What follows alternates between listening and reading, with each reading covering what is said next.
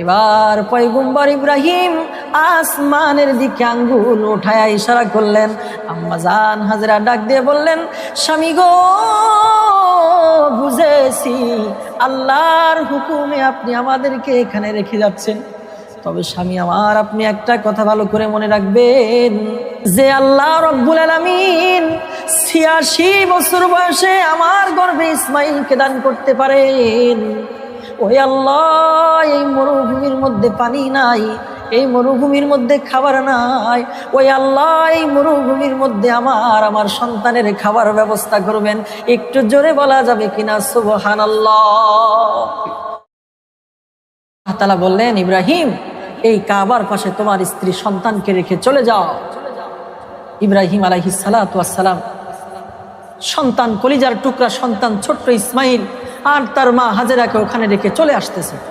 হযরতে হাজেরা পিছন থেকে ডাক দিয়ে বলে, স্বামী গো, আপনি আমাদেরকে কোথায় রেখে চলে যাচ্ছেন? পয়গম্বর ইব্রাহিম কোনো জবাব দেয় না। হযরতে হাজেরা আলাইহিস সালাতু ওয়াস সালাম আবার বললেন, স্বামী গো, আপনি আমাদেরকে রেখে কোথায় চলে যাচ্ছেন? পয়গম্বর ইব্রাহিম কোনো জবাব দেয় না। তৃতীয়বার হাজেরা আবার বললেন, স্বামী গো, ও স্বামী আমার সন্তান ইসমাইলকে ফেলে আপনি কোথায় রেখে চলে যাচ্ছেন? এবার পয়গম্বর ইব্রাহিম আসমানের দিকে আঙ্গুল উঠায়া ইশারা করলেন। আম্মা জান হাজেরা ডাক দিয়ে বললেন, স্বামী গো, বুঝেছি আল্লাহর হুকুমে আপনি আমাদেরকে এখানে রেখে যাচ্ছেন। তবে স্বামী আমার, আপনি একটা কথা ভালো করে মনে রাখবেন যে আল্লাহ রব্বুল আলামিন ৮৬ বছর বয়সে আমার গর্ভে ইসমাইলকে দান করতে পারেন। ওই আল্লাহ এই মরুভূমির মধ্যে পানি নাই, এই মরুভূমির মধ্যে খাবার নাই, ওই আল্লাহ এই মরুভূমির মধ্যে আমার সন্তানের খাবার ব্যবস্থা করবেন। একটু জোরে বলা যাবে কিনা সুবহানাল্লাহ? হাজেরা বললেন, স্বামী আমার, আমরা বুঝতে পেরেছি আল্লাহর হুকুমে আপনি আমাদেরকে রেখে যাচ্ছেন।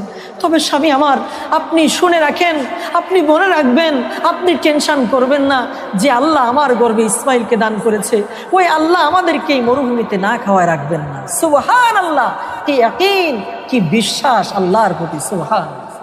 হযরত ইব্রাহিম আলাইহিস সালাতু ওয়াস সালাম সামনের দিকে আগায় আসলেন, আল্লাহর কাছে দোয়া করলেন, আল্লাহ, তোমার ঘরের পাশে আমার স্ত্রী সন্তানকে রেখে গেলাম। ও মাওলা, এখানে পানি নাই, এখানে খাবার নাই। উরযুক আহলাহু মিনাস সামারাত। আল্লাহ, আপনি এখানের অধিবাসীদেরকে ভরপুর রিজিক প্রদান করবেন। একটু জোরে বলা যাবে কিনা আমিন? ইব্রাহিম আলাইহিস সালাতু ওয়াস সালামের দোয়ার এত বরকত, এত বরকত, কিয়ামত পর্যন্ত যদি তামাম পৃথিবীর মধ্যে দুর্ভিক্ষ হয়, কিয়ামত পর্যন্ত মক্কাতুল মুকাররমার মধ্যে দুর্ভিক্ষ আসবে না।